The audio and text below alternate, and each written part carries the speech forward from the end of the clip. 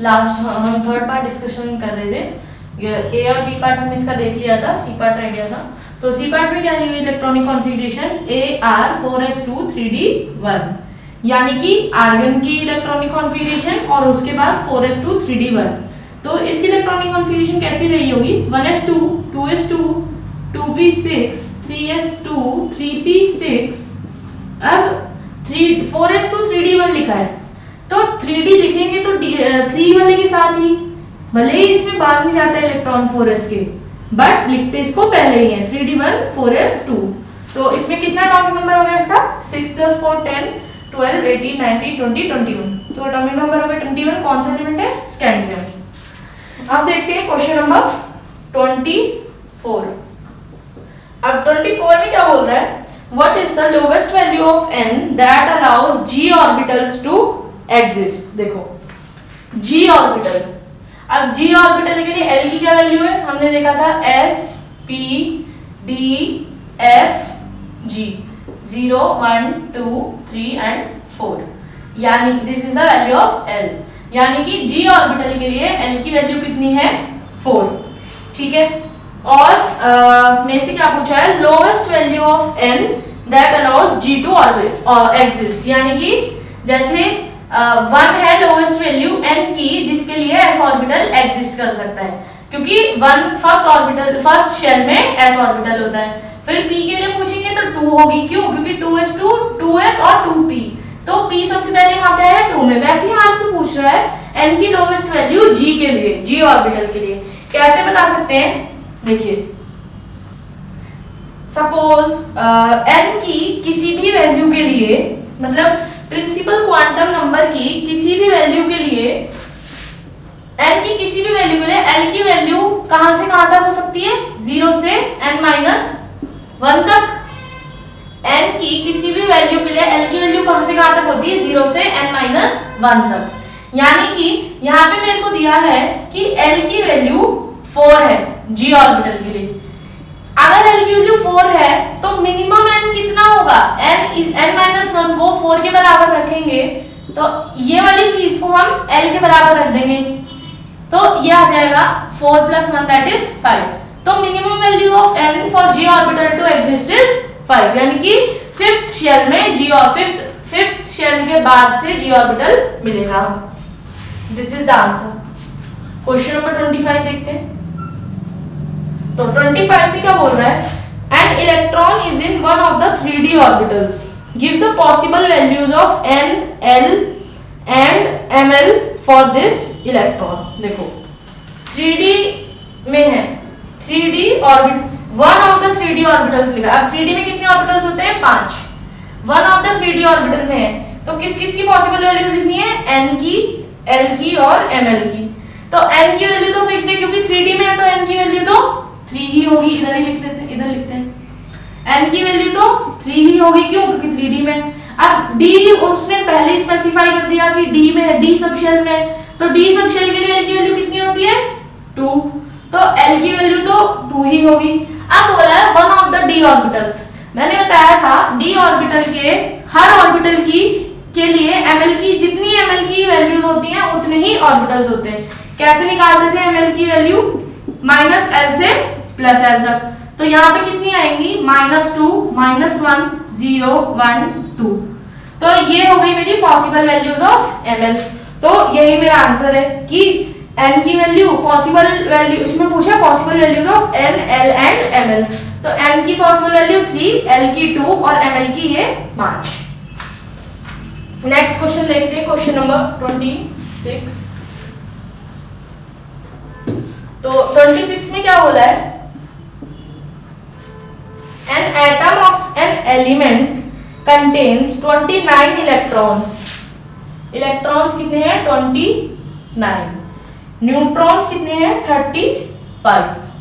First part में क्या पूछा है, नंबर ऑफ प्रोटॉन्स कितने होंगे, और सेकंड पार्ट में पूछा है कि इलेक्ट्रॉनिक कॉन्फ़िगरेशन क्या होगी। देखो ये बोला है an atom of an element, atom बोल लिया यानी कि न्यूट्रल कंडीशंस में बात कर रहे हैं, कि न्यूट्रल एटम की बात कर रहे हैं, वरना एटम की जगह बोला होता कि आयन, हमने आयन लिया है, बट यहाँ पे क्योंकि लिखा है एटम ऑफ एन एलिमेंट, कि एटम जो हमें गिवन है क्वेश्चन में वो न्यूट्रल है, ये हम एज्यूम कर लेंगे। और कहां से, किस पॉइंट की क्वेश्चन से, कि एटम ऑफ एन एलिमेंट लिखा है, वरना क्या लिखा होता कि आयन लिया है।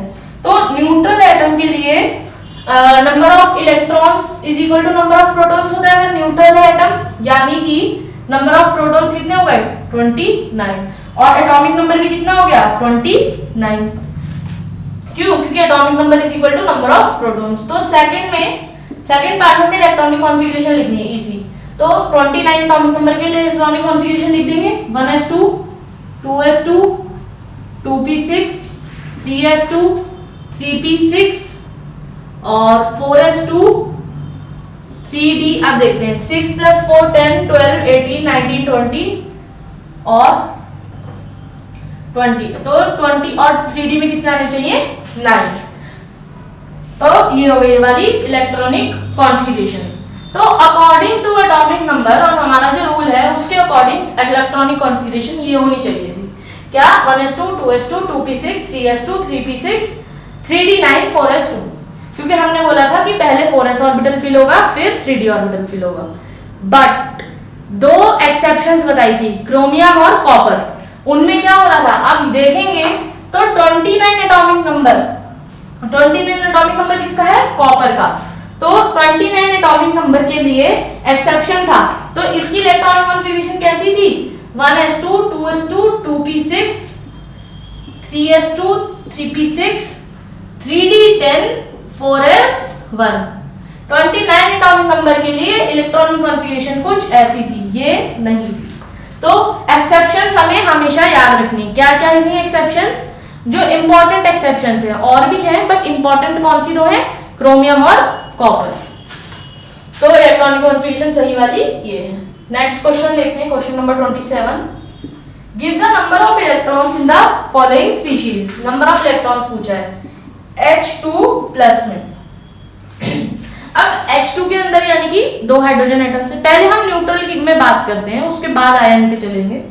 H2 में दो इलेक्ट्रॉन्स है, प्लस साइन आ गया यानी कि एक इलेक्ट्रॉन लूज कर दिया, यानी कि 2 - 1 की 1 इलेक्ट्रॉन है। फिर क्या गिवन है H2 गिवन है, एक H में एक इलेक्ट्रॉन, दो H में दो इलेक्ट्रॉन तो 2। थर्ड पार्ट क्या गिवन है O2+। अब एक ऑक्सीजन में कितने इलेक्ट्रॉन्स होते हैं 8, दो में 16 और -1, क्यों, क्योंकि यहाँ पे +1 साइन है यानी कि 15 इलेक्ट्रॉन्स है इसके अंदर। यहीं पे देख लेते हैं क्वेश्चन नंबर 28। 28 में क्या बोल रहा है an atomic orbital has n = 3, what are the possible values of L and Ml। n की वैल्यू क्या दी हुई है 3 दी हुई है, L की और Ml की पॉसिबल वैल्यूज पूछी है हमारे से। L की वैल्यू कहां से कहां तक होती है 0 से n-1 तक, तो पॉसिबल वैल्यूज ऑफ L क्या हो गई 0 1 2। अब इन L की वैल्यूज के लिए नंबर ऑफ इन वाली L की वैल्यूज के लिए कॉरेस्पॉन्डिंग Ml की कितनी पॉसिबल वैल्यूज होती है -L से +L तक, तो वो कितनी हो जाएंगी, अलग अलग लिखेंगे तीनों L के लिए कि for L = 0 ML = 0 ओनली 0 कि -L से +L तक, तो 0 में तो माइनस प्लस कुछ होता नहीं। फिर L = 1 के लिए क्या होगी ML की वैल्यू -1 0 +1। फिर L = 2 के लिए क्या होगी -2 -1 0 +1 +2, क्यों -L से +L तक होती है क्योंकि ML की वैल्यू इसलिए। सेकंड पार्ट देखते हैं क्या बोला है, list the quantum numbers ML and L of electrons for the 3D orbital। क्या बोला है 3D ऑर्बिटल के लिए कि कौन कौन से क्वांटम नंबर्स की वैल्यू बतानी है ML और L की, ML और L की बतानी है वैल्यूज। तो 3D ऑर्बिटल के लिए एक्चुअली ब्रैकेट में उन्होंने सिर्फ ML और L लिख रखा है, बट अगर क्वांटम नंबर्स गिवन है क्वेश्चन में तो तीनों ही क्वांटम नंबर्स होते हैं N ML और L।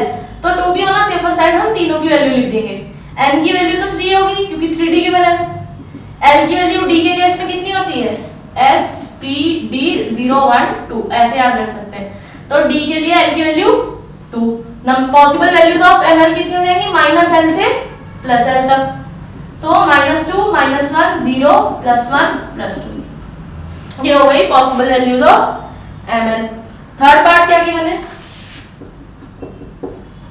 Which of the following orbitals are possible, ये पूछा है 1p 2s 2p and 3f। ये पूछा है कि इनमें से कौन सी ऑर्बिटल्स पॉसिबल है। ठीक है, तो देखते हैं अब हम पता कैसे लगाएंगे कि कौन सी ऑर्बिटल्स पॉसिबल है। हम क्या करेंगे, n की वैल्यू लिखेंगे 1p के लिए 1, l की वैल्यू क्या होगी p के लिए, ये याद रखना है 1। अब हमें क्या पता है कि l की वैल्यू कहां से कहां तक होती है, 0 से n-1 तक, तो n = 1 के लिए l की क्या पॉसिबल वैल्यू होगी, ओनली 0। l = 1 तो पॉसिबल ही नहीं है n = 1 के लिए, यानी कि 1p ऑर्बिटल एग्जिस्ट नहीं करेगा। क्यों, क्योंकि l की वैल्यू तो 0 से n-1 तक ही होती है। तो क्या l की वैल्यू क्या हो सकती है, मैक्सिमम पॉसिबिलिटी n = 1 के लिए l = 0, n = 1, l = 1 पॉसिबल ही नहीं है n = फर्स्ट शेल के लिए, n = 1 के लिए, यानी कि 1p नहीं एग्जिस्ट करता। फिर 2s पे आते हैं, n = 2 और l की क्या वैल्यू है, s के लिए 0, तो n = 2 के कॉरेस्पॉन्डिंग l की क्या क्या वैल्यू हो सकती है, 0 और 1, यानी कि 0 पॉसिबल है और यहाँ पे 0 ही है। This means 2s orbital exists. 2p देखते हैं, n की वैल्यू 2 हो गई 2p के लिए और l की वैल्यू p के लिए 1। यहाँ पे l की क्या पॉसिबल वैल्यू हो सकती है, 0 और 1 क्योंकि पॉसिबल है और यहाँ पे l 1 ही है, यानी कि 2p भी एग्जिस्ट करेगा। 3f के लिए देखते हैं, n = 3, f क्या होता है, s p d f, f के लिए क्या होती है, l की वैल्यू 3, l की वैल्यू 3। अब l की वैल्यू n = 3 के कॉरेस्पॉन्डिंग क्या क्या हो सकती है, 0 1 और 2 n-1 तक, 0 1 2, यहाँ पे है l 3, यानी कि 3 तो l = 3 पॉसिबल ही नहीं है n = 3 के लिए, 3f एग्जिस्ट नहीं करेगा। ये सिंपल सा आंसर था। तो ये क्वेश्चन कंप्लीट हो गया। तो 29 में क्या बोल रहा है, using s p d notations describe the orbital with the following quantum numbers. ठीक है, तो फर्स्ट पार्ट में क्या कहना है, n = 1 और l = 0। n = 1 यानी कि फर्स्ट शेल। अब फिर से हम यहाँ पे टेबल बना लेंगे, कौन सी वाली, l = और सब shell 0 1 2 3 s p d f। n = 1 के लिए फर्स्ट शेल है, फिर l = 0 के लिए s, यानी कि कौन सा ऑर्बिटल है, 1s। ऐसे लिखते चले जाना है। फिर सेकंड केस में l = 3 l = 1, third shell l = 1 के लिए p। सी पार्ट क्या है, n = 4 एंड l = 2, n = 4 यानी कि फोर्थ शेल, l = 2 यानी कि d ऑर्बिटल, यानी कि 4d। फोर्थ पार्ट क्या है, n = 4 l = 3, l = 4 यानी फोर्थ शेल, l = 3 यानी कि f, 4f orbital. Next question देखते हैं, question number 30। Explain giving reasons which of the following sets of quantum numbers are not possible. देखते हैं, देखिए n पहला तो पॉसिबल ही नहीं, क्यों, n = 0, 0 शेल पॉसिबल है कि शेल नंबर 0, शेल नंबर 0 तो कुछ होता ही नहीं, तो फर्स्ट केस तो वैसे ही पॉसिबल नहीं है, क्यों, सीधा में दिख रहा है n = 0 हो ही नहीं सकता। सेकंड केस में क्या है, n = 1, सेकंड केस देखते हैं, n = 1 l = 0 ml = 0। देखिए ms माइनस प्लस हाफ दोनों ही हो सकती हैं, तो माइनस हाफ या प्लस हाफ, तो ms को चेक करने की जरूरत नहीं है, मैग्नेटिक स्पिन क्वांटम नंबर को चेक करने की जरूरत नहीं है। किसको चेक करेंगे, n l और ml को। तो n = 1 गिवन है, l = 0 गिवन है, तो l की वैल्यू सेटिस्फाइड है कि n-1 तक ही होती है, तो n-1 करेंगे तो 0 ही आएगी l की वैल्यू। फिर ml की वैल्यू 0 गिवन है, तो ठीक है, क्यों, क्योंकि ml की कहां से कहां तक होती है, -l से +l तक, यानी कि ये पॉसिबल है, तो टिक कर देंगे जो पॉसिबल है। सी पार्ट में क्या गिवन है, n = 1 l = 1 ml = 0। अब देखिए l की वैल्यू कहां से कहां तक होती है, 0 से 1 तक। एल की वैल्यू यहाँ पे क्या दी हुई है, n के इक्वल, जो पॉसिबल ही नहीं है क्योंकि एल की मैक्सिमम वैल्यू क्या हो सकती है, n-1, यानी कि ये पॉसिबल नहीं है। फोर्थ पार्ट है n is equal to 2, l is equal to 1, ml is equal to 0। अब n is equal to 2 second shell है, l is equal to 1, n-1 तक होती है यानी कि मैक्सिमम वैल्यू 1 हो सकती है, ठीक है। और ml की वैल्यू 0, ml की वैल्यू भी 0 हो सकती है, कोई प्रॉब्लम नहीं है, यानी कि ये पॉसिबल है। फिफ्थ पार्ट क्या है, n is equal to 3, l is equal to 3, ml is equal to -3। अब फिर से n और l इक्वल है, n और l कभी इक्वल हो ही नहीं सकते, क्यों, l की वैल्यू 0 से n-1 तक होती है, यानी कि ये पॉसिबल नहीं है। फिर सिक्स्थ पार्ट क्या है, n is equal to 3, l is equal to 1, ml is equal to 0। n is equal to 3, l की वैल्यू क्या क्या हो सकती है, 0, 1, 2, n-1 तक 1 है, यानी कि ठीक है, एग्जिस्ट कर सकता है। फिर ml की इन तीनों के कॉरेस्पॉन्डिंग हमने वैल्यू लिखी थी, 0 के corresponding 0, l is equal to 1 के corresponding -1, 0, +1, l is equal to 2 के कॉरेस्पॉन्डिंग -2, -1, 0, +1, +2। क्या गिवन है, ml की वैल्यू 0, यानी कि एग्जिस्ट करता है, पॉसिबल है ये वाला। नेक्स्ट क्वेश्चन देखते हैं, क्वेश्चन नंबर 31। 31 में क्या कह रहा है, how many electrons in an atom may have the following quantum numbers. How many electrons in an atom में हैव, हाउ मेनी इलेक्ट्रॉन्स पूछा है, यानी कि इनडायरेक्टली हमारे से क्या पूछ रहे हैं कि ये इन स्पेसिफाइड क्वांटम नंबर्स के लिए ये बताओ कि कितने इलेक्ट्रॉन्स हैं इनके अंदर।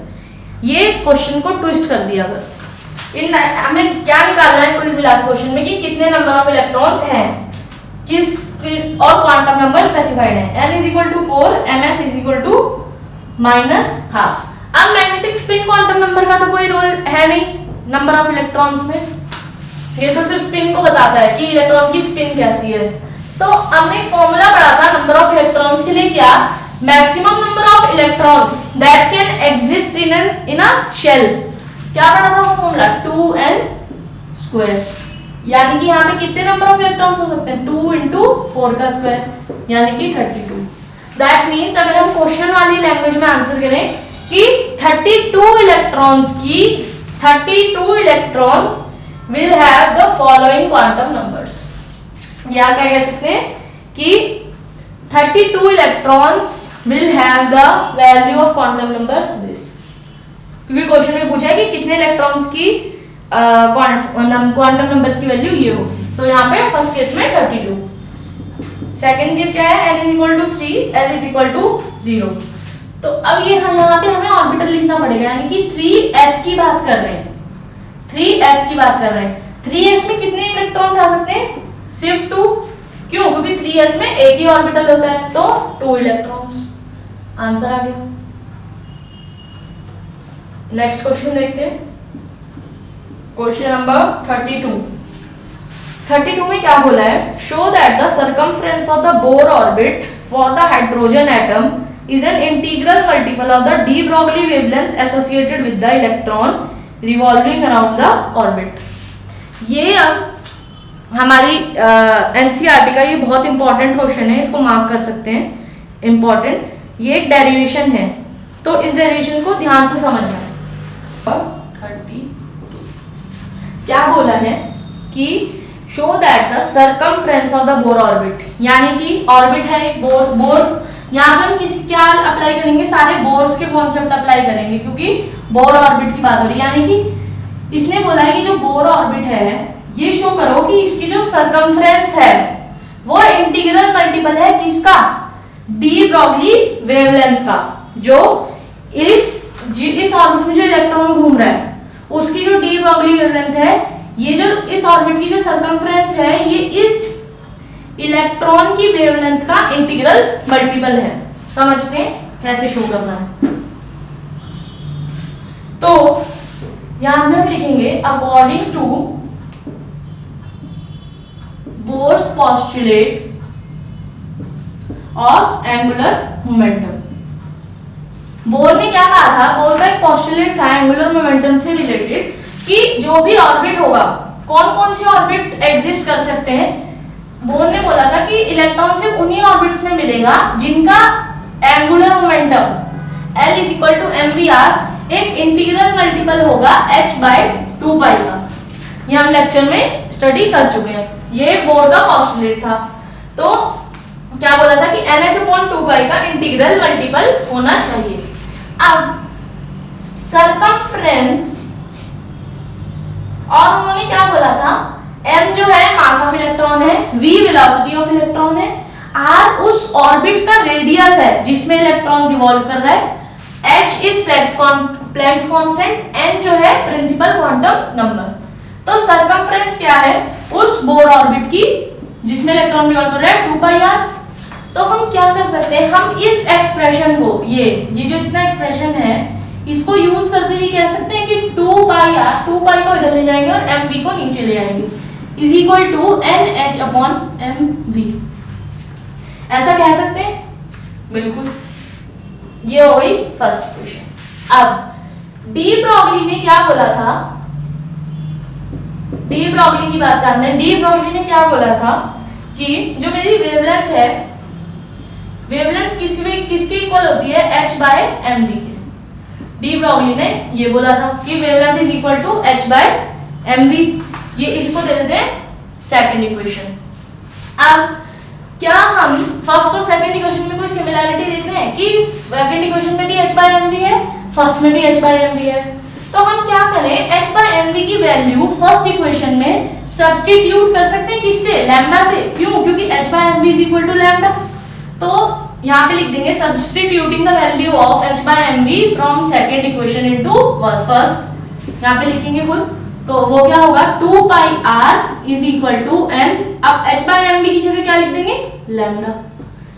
यही मुझे बताना था क्या, कि जो मेरी सरकमफ्रेंस है बोर ऑर्बिट की, वो डी ब्रॉगली वेवलेंथ की इंटीग्रल मल्टीपल है। यही मेरे को प्रूव करना था, मैंने कर दिया। नीचे लास्ट में एक स्टेटमेंट लिख सकते हैं कि hence the circumference of Bohr orbit for the hydrogen atom is an integral multiple of the de Broglie wavelength associated with the electron।